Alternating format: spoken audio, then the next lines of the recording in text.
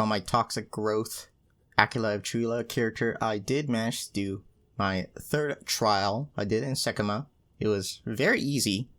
I don't think I could ever do the fourth in the current state of the game because we are lacking some support gems for this character. Let me actually grab one that we could look at later. And I want to test out the Embrace the Darkness. Embrace the Darkness is pretty interesting. You basically remove all your spirit, so I cannot use any buffs or persistent gems anymore.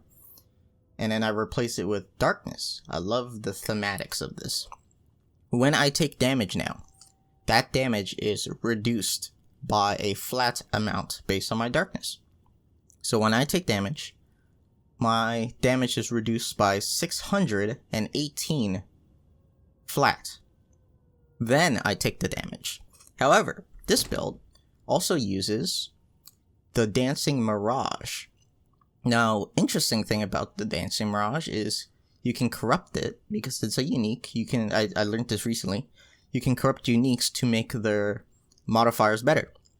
So normally this says 20% less damage taken if you have not been hit recently, but you can corrupt it and get it to 23. I have heard you can boost the stats by 20%, so I assume that means we could get to 24% less damage taken. But this is the cheapest one on the market I could find. I couldn't see any 24% on the market, and I bought this for only 3 Exiles. I don't think people are using it, which is why it was cheap. So thankfully, I was able to get a pretty good deal. One problem with the Embrace the Darkness is because we cannot use spirits, we do not have as much evasion as I would like, because we do not have Wind Dancer. So if you wanted to do this combo of reducing flat damage and then reducing the damage by another 20 to 24%, you have to invest in some evasion somewhere. There's some evasion here that I could pick up. These two evasion clusters I think are very, very efficient, because you get 15, 30, 15, 15, 30, and then another 15, but technically these are 15 too, so I probably wouldn't pick this one up unless I want to go down here for some reason. There are 2 reasons we want to change our spirit to darkness. The first one is the damage reduction, but then the other one is to gain extra damage as chaos per unreserved darkness. So this is something that is a little bit hit or miss. So you are going to get stronger as you level up, because as you level up you get more darkness. And then these 3 nodes right here, they also scale up the darkness even further. So you're getting more of your damage as extra chaos. However, it's unreserved darkness. That means when you get hit, you not only took some damage, but you also reduce the amount of damage you are now dealing. And that is a little bit like, I don't know how I feel about that. So there are 2 ways to mitigate that. The first one is evasion, and then the second one is to reduce darkness reservation with this node here. So normally it's reserved for 10 seconds, which is so long. But with this, it's only reduced, or it's reserved for only 5 seconds, which is still very long. It's still very long. So I feel like this whole setup is a little bit better when you have a more high-end character who can reach high amounts of evasion, so you're not losing your consistent damage that often. One thing that is nice about this, though, is it does stack with reality rending, which is kind of like the end game plan for this character, I guess, other than maybe picking up the chaos resistance. I would technically like to just get rid of this, but it really feels necessary, honestly. One problem I had with the darkness is damage over time effects. They don't drain my darkness. It just makes my darkness disappear entirely. I don't know if that's because my resistances aren't capped, because I tested this on lower level characters. I went to Act 1, and then I fought was it the Devourer? I fought someone who put flames on the floor, and then I stood in the flames, and my darkness would slowly tick down. Okay, so it doesn't seem like a bug then, but in maps, as soon as I touch any degen, my darkness just poofs. And it makes playing the character a lot more annoying because of how much degens there are on the ground. I do have a map I'll run just to show off what the character is like right now. But one problem I'm having with the character, and why I'm probably going to put it on the back burner for a little bit, is because I don't know what I even want to do for supports. Because I'm kind of lacking in supports. Oh, by the way, my character, since the last video, I didn't really make any changes. I got to level 75, which let me equip these gloves. And then I did upgrade my bow. So if we look at my bows, I had this bow for like 20 levels. Then I went to this bow for another 20-ish levels. And then now I finally have this bow right here, which I bought for 5 chaos, I think it was. Most bows like this are at minimum 1 divine, so I would say I got a good deal. Okay, so when it comes to supports, my problem is it doesn't seem like we have a lot of supports for physical chaos right now. So for physical chaos, I do not want just chaos damage. I do not want just physical damage. I need generic or something that helps with both. Path of Exile 1, for example, has Vicious Projectiles, which supports physical and chaos builds. It has Withering Touch, which this game has. This game has Withering Touch. In Path of Exile 1, Withering Touch gives you chaos damage based on your physical damage, and it also gives you Wither. But in this game, it makes you do 25% less damage for the Wither. Technically, Wither is a stacking debuff, 5% more damage taken from chaos. So in some situations, this would be 25% more damage on your skill, and then you're also getting 50% more damage on other skills. But with 25% less damage on our physical, it's not really worth it. I do have it on my my Rain of Arrows, but it's just I just don't like using it as a support. So if we look at physical nodes or physical supports, we do have Brutality. Brutality is 35% more physical damage. Very, very good. But then it also has deal no chaos damage. So that completely sucks. I can't use that. We have Heft, which it actually does work, and I'm using it on my Toxic Growth. People are confused if this is like a bug or if it's intended, because the way conversions work right now, if you convert to one element, then you cannot benefit from modifiers of the previous one. However, we do not do any conversion. We are just physical added as extra chaos. So we can make use of this, and even if it turns out to be a bug and it gets fixed, it doesn't bother us. But a lot of these physical supports are not beneficial to us. They either have some utility like Leech, they only affect melee, they don't affect our skills at all, or they're just better on something, some secondary skill. For example, Corrosion breaks armor. That's good. I do physical damage, I want to break armor. But instead of putting this on my clear skill or my main damage skill, I put this on a utility skill instead. If we look at chaos ones, we do not have that many options. +1 to physical or to chaos spells or to chaos skills. That technically works for all my stuff. However, it's not that much damage. It just increases your base damage a little bit. It's not a multiplier. I want multipliers. Extraction could be very good, but then it also kills me as I use it. So maybe if I had some Leech and I wanted to like mash my flask during boss fights, technically I could do that. The way boss fights go right now is I stun them immediately and then I just spam my Toxic Growth on them. So I could actually use this for boss fights, but my single target damage I think is fine right now. I really want something for my clearing.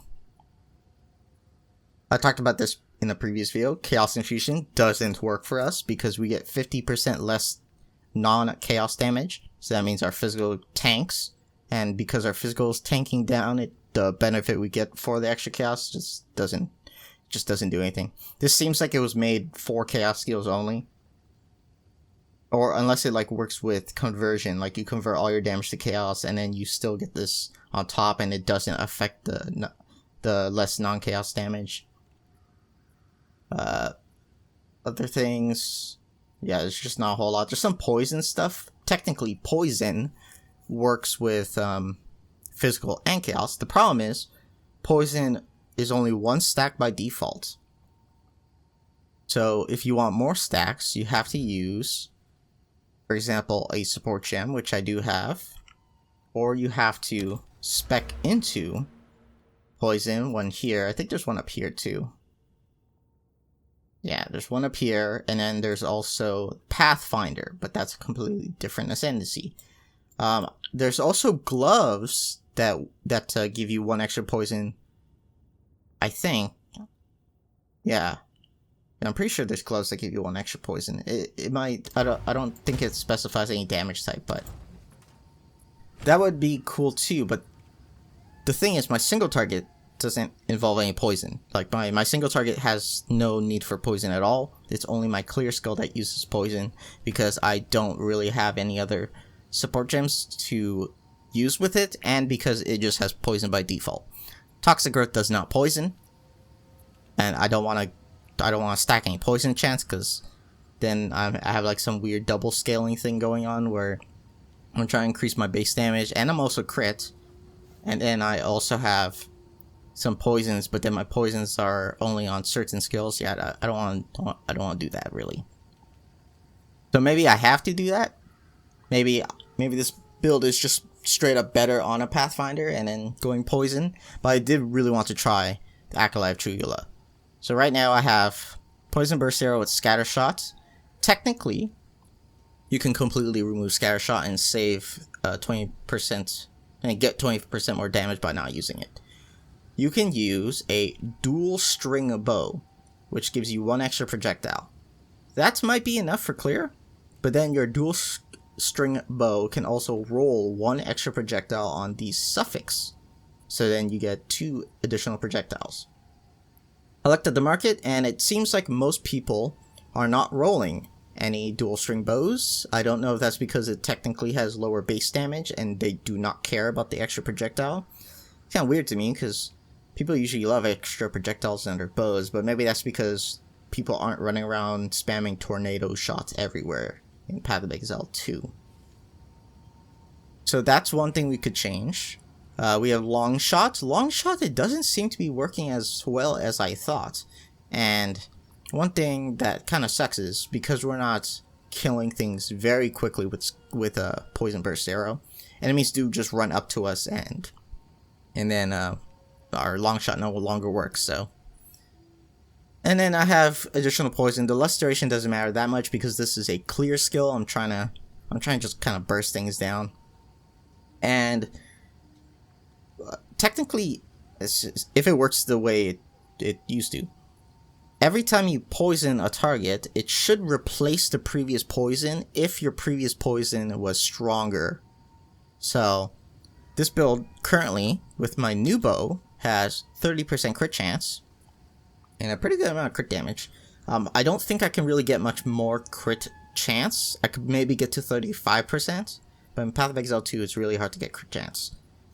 So technically I am fishing for crits, and when I do get that crit, I'm going to get a low poison and then also a very high poison and do some pretty good damage. There are times where my numbers stack just right, and then I can melt a rare enemy with just my poison damage from Poison Burst Arrow. Most of the time I do use Toxic Growth though.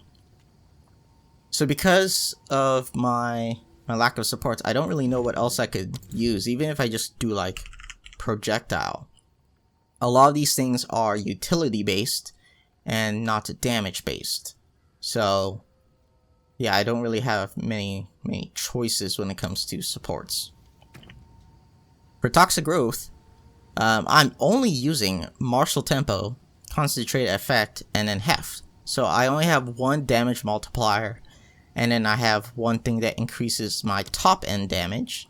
So this top end damage right here, it increases. Oh, wait a minute. Oh wait, wrong one. There you go. So you see my top end damage is increasing, and then that's kind of it. I don't have any source of lucky, but it does mean that we get some nice high rolls. And if we do our 4th trial and we get this, we can, and then we also roll crits, you can get some pretty chunky damage every once in a while. One thing to point out about Toxic Growth, or another thing to mention, that I did 20 quality my Poison Burst Arrow to see if the 20% magnitude of poison mattered much, and I would say it does. It really does. Because this isn't part of the skill tree, I don't mind having that extra quality. I don't want to spend points on poison, but I'll spend 4 Gem Cutter Prisons. Toxic Growth, we can get 3 additional projectiles. So this is pretty important, because that means if we do Dual String Bow, additional projectile. Dual String Bow with a suffix for additional projectile, you can actually get 2 on the suffix if you're rich. We can then get 3 from our bow and 3 from Toxic Growth. The way Toxic Growth works is you shoot all these arrows out and it makes pods. So that means we could get a ton of extra pods on the floor, and that would also be a ton of overlap. So that sounds very juicy for single target, but I did not want to use any Gem Cutter Prisons on it because I felt like the build was limited at the moment. And yeah, I wanted to save my Gem Cutters for a different build. And I also wanted to try doing my trial and progressing maps without the quality, just to see how it would go. With Toxic Growth, you put them on the floor and they just kind of sit here. But if you poison them, they explode for a lot more damage. 100% more damage, in fact. And you also get to explode them faster than if you were just had them out normally. You see, the ones that were empowered exploded faster than the other ones. So to make them explode, we go Gas Arrow. Gas Arrow will break armor, more duration. It still has very low duration, and just more break armor. Vine Arrow I have here for some very fast rares. Vine Arrow can slow down enemies. It can slow down enemies, and then we have Encumbrance to slow them down even more. Magnitude effect, so they stay within the slow for longer. And then I tried to use Pin. I don't notice it. It's probably because I have to like really keep hitting something to build up that pin. But when I look at their bar, their debuff bar under the enemy, I don't even see like the pin anywhere. I just see like the Vine Arrow mark. So I don't know. I don't even use it for the pin. I just use it for the slow. But I also barely ever use it. Grenade Arrows this year, if you want to boost up your single target. Technically, I don't need Chaos Infusion anymore because someone corrupted this bow and got chaos damage on it. But you do need some chaos somewhere if you want to use Withering Touch, so you get some extra chaos damage taken on the enemy. I just really don't like using Rain of Arrows because the Wither just does not last very long. And Rain of Arrows has a hit rate modifier on it that prevents it from applying the Wither very quickly. Wind Dancer I cannot use anymore because I don't have any spirits. Alright, the yapping's out of the way. Let's just do a random map. I don't know which of these is like more open, because an open map would be better, but let's just do one here. So you run around and you just shoot out your Poison Burst Arrows. Try to hit a nice poison on the enemies. See, my poison damage is not the greatest until I get a crit, because poison is based on the hit damage that something takes. So if you get a nice crit, you can see the poison start to really take off. Let's try to get a nice crit on this guy. You see, I am chunking him with just this, with just my clear ability. But it looks like my poison still isn't that high, to be honest. The dreamer provides.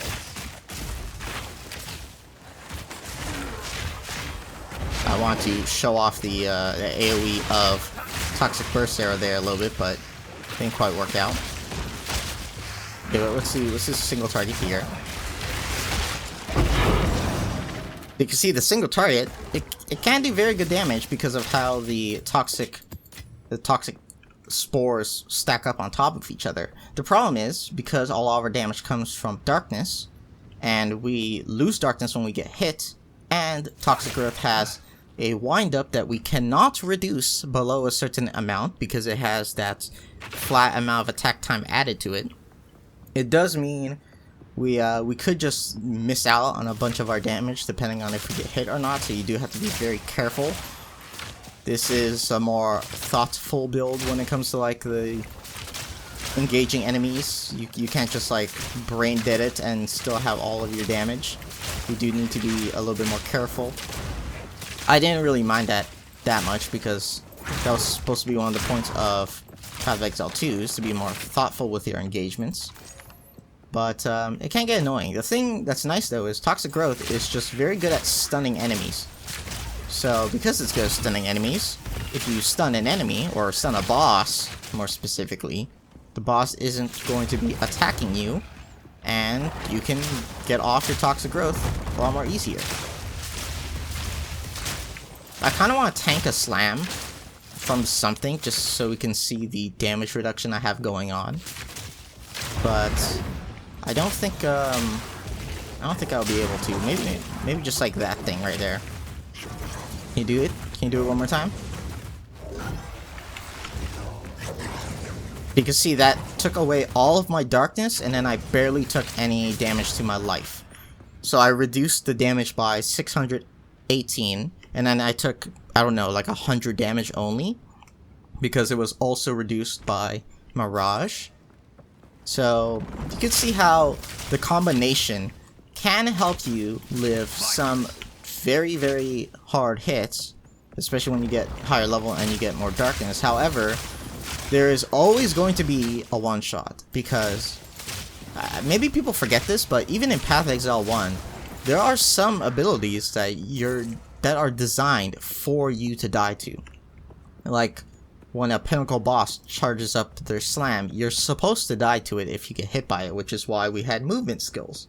And in this game we have the dodge roll, so you are still going to die eventually to some big hit. But hopefully with this defensive setup, you die less. It seems like a lot of people are relying on Energy Shield for their defenses, because Energy Shield can be stacked quite a lot, and there's also a Spirit buff that can give you a crazy amount of extra Energy Shield. But I did not want to do that. I don't like relying on metas, especially because people think that it will get nerfed eventually. I do want to play around with different things and see see what works. Especially when I start playing solo self-found, I don't want to have to rely on something that currently is very hard to stack on your own. So yeah, I thought this setup would be pretty nice, and I think it works out pretty well at the moment. I don't know how well it's gonna scale to high tier content though. You're probably always going to get to a spot where you just have to watch out for very big chunky explosions and whatnot, but as long as you can avoid dying, or yeah, as long as you can avoid dying to like something completely random, like some enemy off screen throwing something at you, I think it works out well. I also think a lot of the on-death effects, like people just dropping explosion bombs on the floor when they die, I think a lot of that stuff is going to get removed eventually, because it, in my opinion, it goes against the philosophy of making encounters matter. I think it's just like a placeholder thing, because they copy-pasted a lot of things from Path of Exile 1.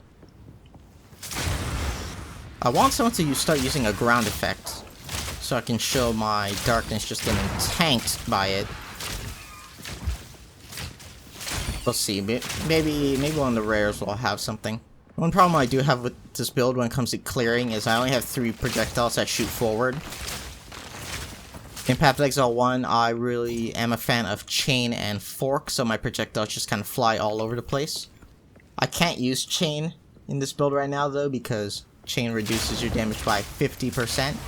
Maybe at higher ends, when you get some insane gear and higher levels, maybe then chain would be really good. Oh, no, that's not degen effect. I want degen effect. We could tank one of these balls though, just to see how much damage it does. It completely missed me. That thing took off like 400 darkness. See, that one didn't even break my darkness, so I didn't feel it at all for my health. It's situations like that where I really like this setup. Alright, single target.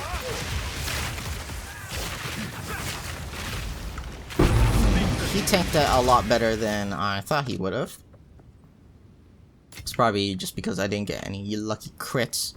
Gotta remember, it's only 30% chance to get a crit, but when I do get a crit, it's very noticeable. One thing to point out is that my current setup is what I use to finish the Trials of Sekima on the 3rd floor, and that boss didn't get to do anything. So I've seen some videos of people doing the boss, and it looks like they kind of struggle with it. They don't instantly kill the boss by the time they do it. Maybe they were just less geared than I am right now, or maybe Toxic Growth just hit really well against that boss. But it was a very easy encounter with my current setup, at least. Okay, one of the reasons why I wanted to do this map for the video is because we do have an essence, and this build is very nice for killing essences. Essences are great for this build, or just for any Toxic Growth build, really, because essence mobs just sit there. And one of the beautiful things about Toxic Growth, and one of the reasons why I like it, is because you can stack it up on top of the essence mob. You probably want to click twice first, and then start stacking it. You can see it drains my mana quite a bit, so I do still have to use my mana flask. Then click again, pop, and it's dead. So that's a good example of the single targets. Essence mobs, I'm pretty sure, are supposed to be tankier than normal rares, but with this build, they die pretty easily. One thing to point out about the build is that the whole idea of Acolyte of Chayula is just generic. You just get generic your damage as extra chaos. So technically, we could go elemental. We could stack elemental damage with a bow and some with prefixes on our jewelry and stuff, and then we would have all that extra damage as chaos. And there are a couple more supports we could use then, because there are supports that just increase elemental damage with no downside to chaos or physical or anything like that.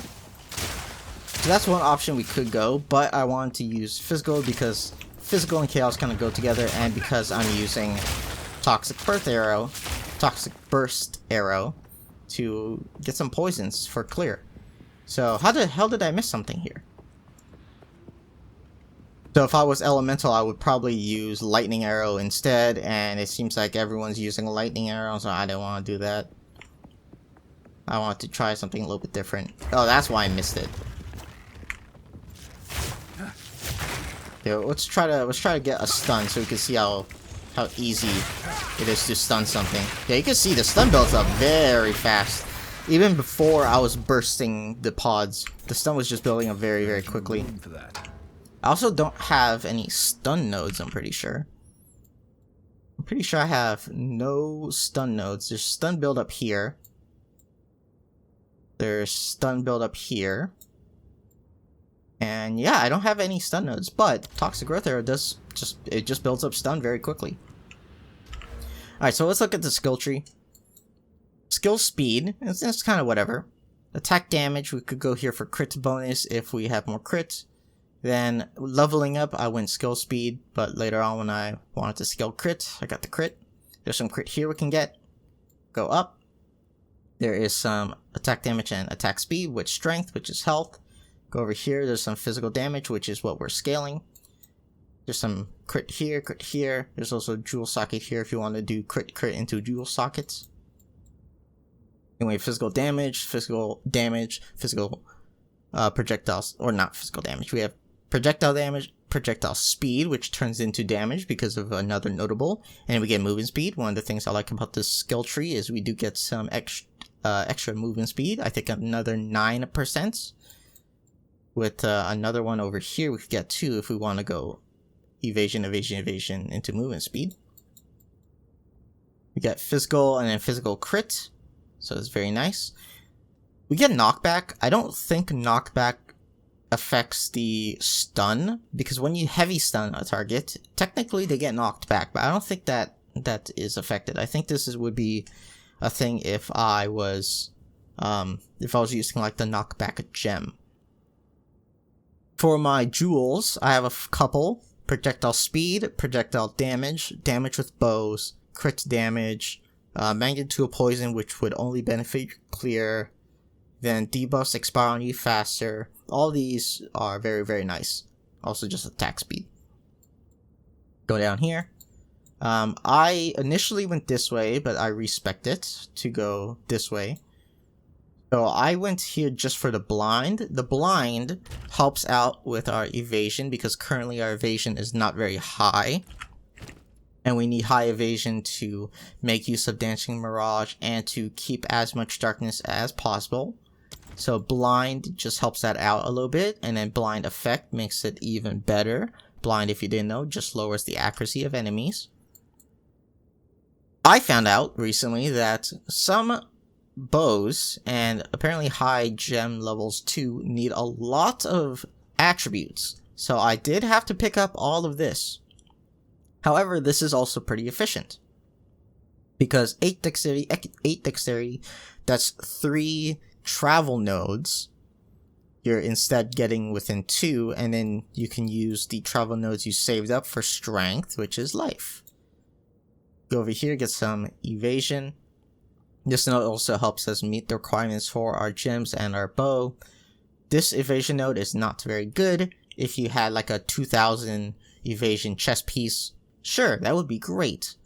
That kind of stuff happens in Path of Exile 1 too, but we're using a unique, so our unique doesn't have very good evasion, so yeah, we don't really want to get these. It might be worth picking up all the small nodes though, just because it's all 50% evasion. So our jewel socket, very efficient evasion here with some extra movement speed again. This right here is, I would say, pretty efficient as well.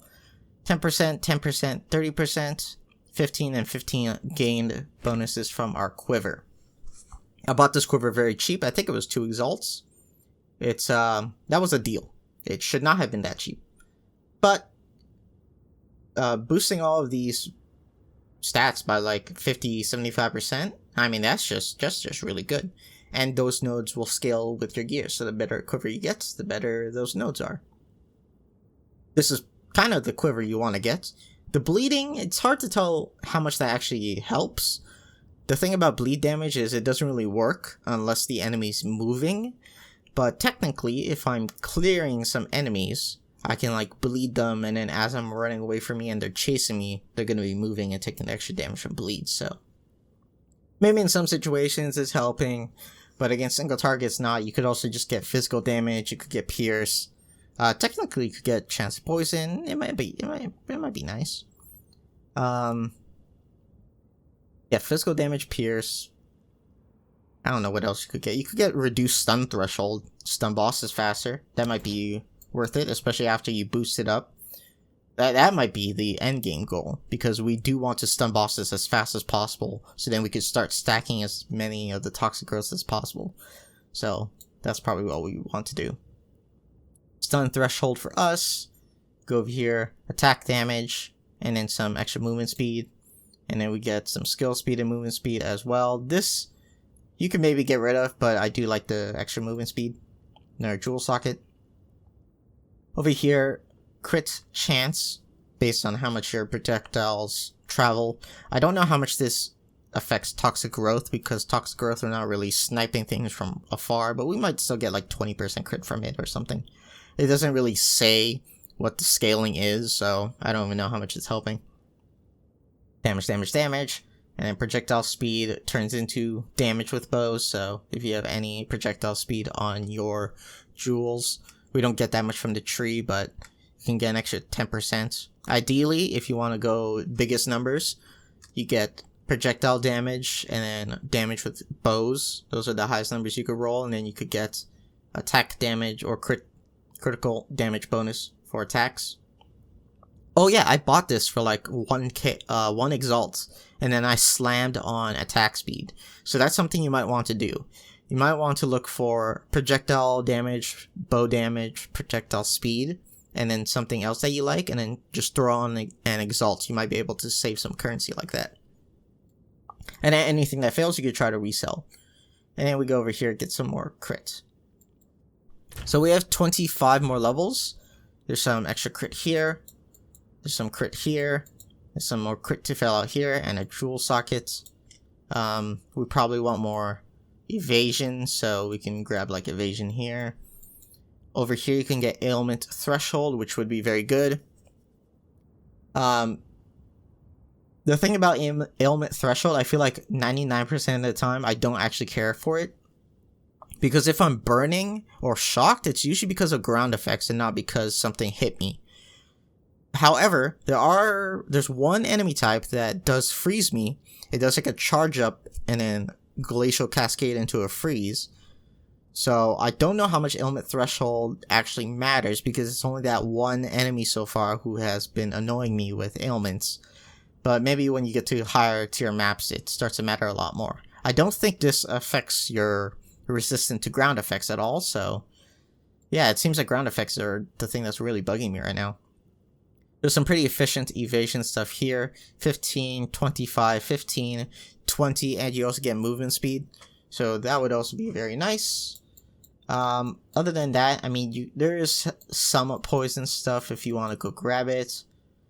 But, like I said, we're not actually trying to scale poison. The poison is just kind of there. If you want to save on some currency and not go crit, remove all the crit nodes, you can go up here. I just realized this. There is some physical damage here. No wait, it's physical, break armor, physical. Because this side's crit damage, so you would go the break armor part. I don't think this is very efficient though, but you also get some strength, which is life. But the reason why you would want to go up here is you get physical damage, and then physical gain is extra chaos. Look at that. You can get 10% physical gain as extra chaos here. I did not realize that until like, I don't know, like 2 days ago. I think this stuff is, yeah, distilled emotions. We could distill this, but it looks like suffering costs a lot. The iron paranoia I got like very easily. It's like the very first deli I got it. But suffering, it looks like it costs a couple exalts, so you might want to put this on an amulet instead of going up here. But I don't know, there might be some better stuff for amulets.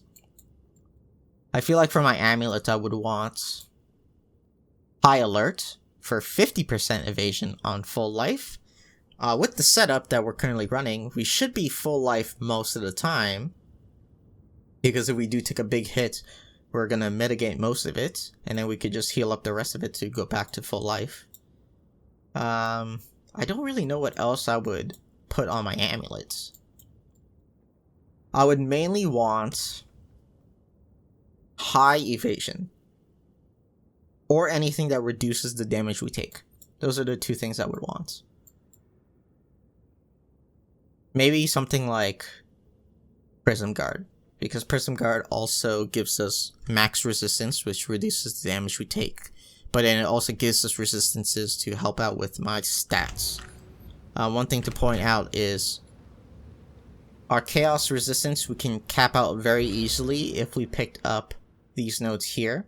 You can get 10% chaos resistance from the campaign, and then you get 7% here, and then you could double it if you get like one amethyst ring with a chaos resistance roll. You're capped and you're good.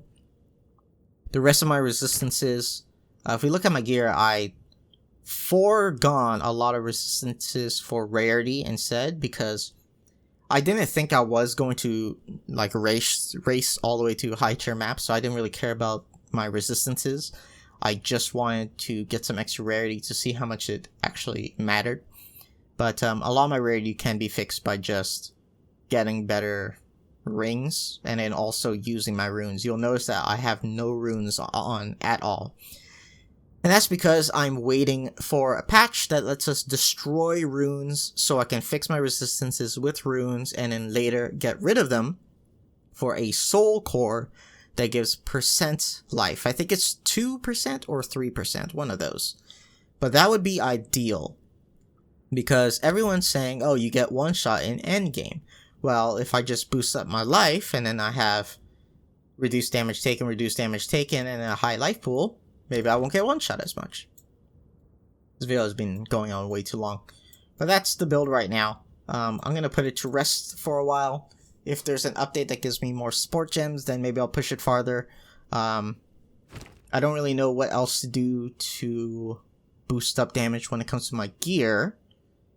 I could get flat physical to attacks on my gloves instead of the mono roll. I could not find flat physical and amulets like you can in Path of Exile 1. So I think you just want something like this.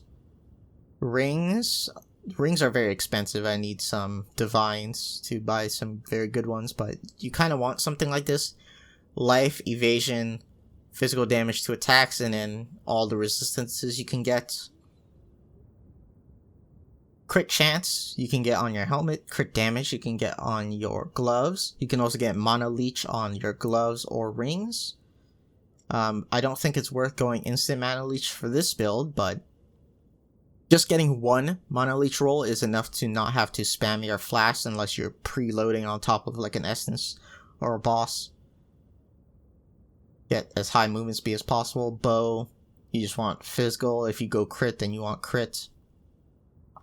For your quiver, physical to attacks, bow damage, projectile speed, which turns into bow damage, double crit, attack speed. I don't really think there's a whole lot else you could get on your bow. You could get plus levels to gems, but I think that's pretty expensive because of Vine Arrow, but I'm pretty sure Vine Arrow got nerfed, so maybe now it's not as expensive, or maybe Vine Arrow is still very good. Other gear, you mainly just want life and resist. You can sacrifice one resistance slot on your belt to get charm slots.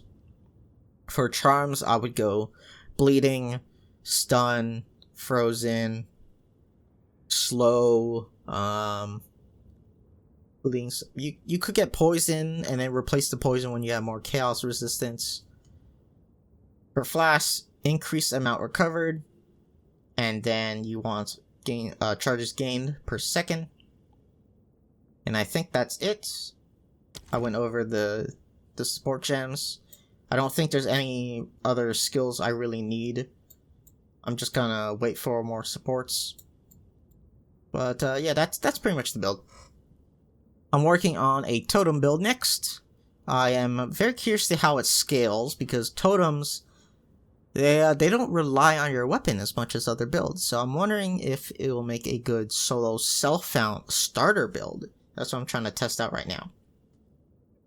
Acolyte of Chayula.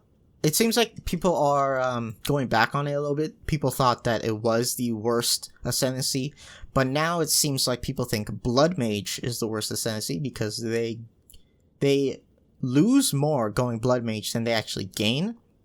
At least until you're like very geared out, and then you can solve the life cost problem that Blood Mage has.